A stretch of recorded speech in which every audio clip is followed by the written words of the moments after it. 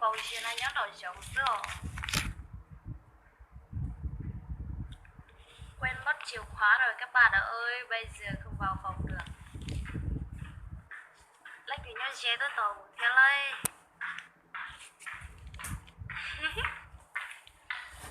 Quên mất chìa khóa không vào phòng được. Anh gần đây thì ra đón em với. Cho ở nhờ một đêm. Em quên mất chìa khóa rồi, không vào phòng được.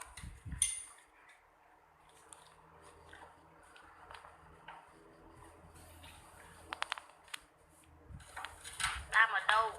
Đang ở phòng chứ đang ở đâu?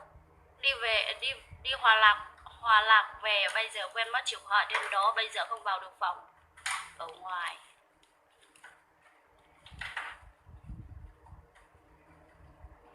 Đang nói tiếng Việt mà ông không hiểu thì thôi.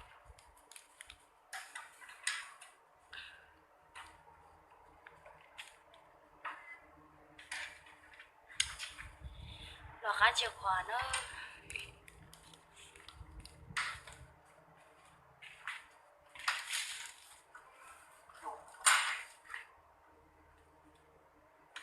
Nó khá chìa khóa làm sao mà đi làm được. Không phá được anh. Hay là mình đi lấy đi. Chìa khóa ấy. Hòa Lạc.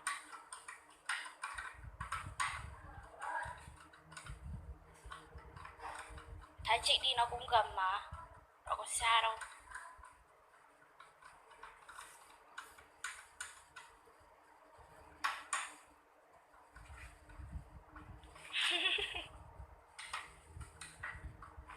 Khổ quá. Khổ mà anh. Quên mất chìa khóa thì chả khổ à.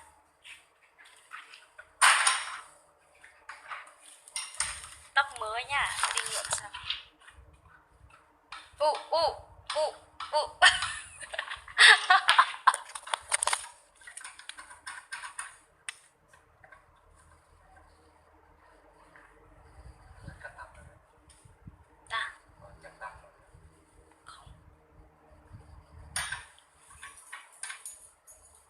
Bây giờ tóc dính hết vào mặt, không vào phòng để rửa mặt.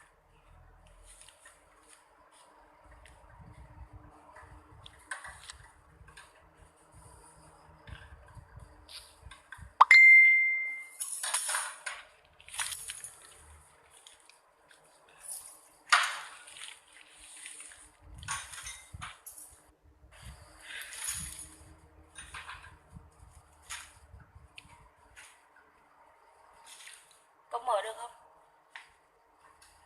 Pha cái khóa đấy đi à?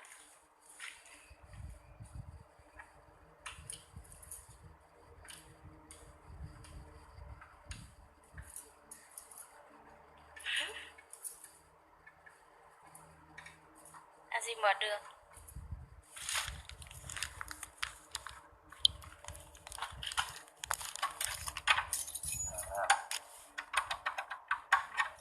Không mở được thì... Ôi giời, khó thế.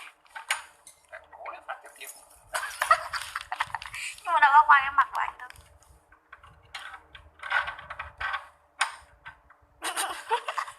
Anh ơi, cách này không được đâu. Cái chủ ở đây không? Chủ nhà không ở đây. Không, anh làm gì thế? Để... Khổ nhỉ, lại quên mất chìa khóa.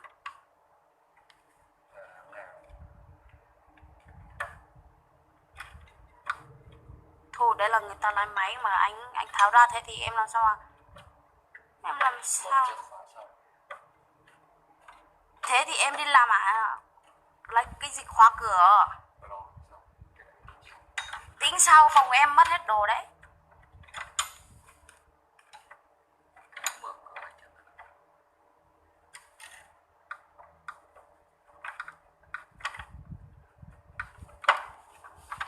Trời, ôi giời ơi. Hay là anh có cái máy kia.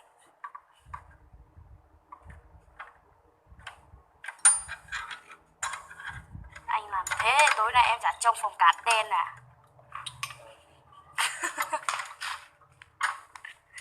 Trời, cực kỳ là khổ, quên mất chìa khóa.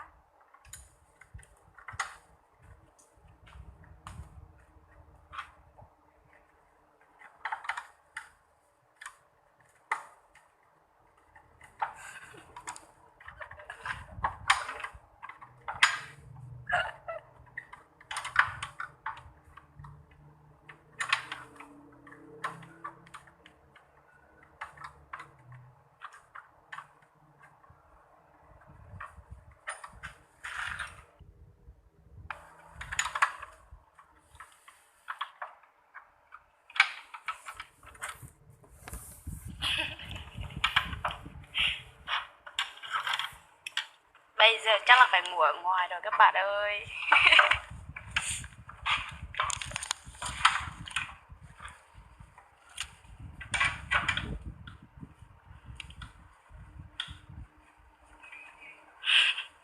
Thế làm gì mà mở được.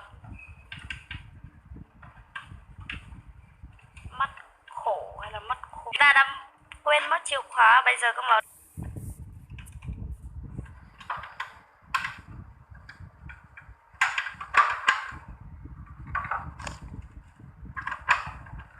Trời tối đấy.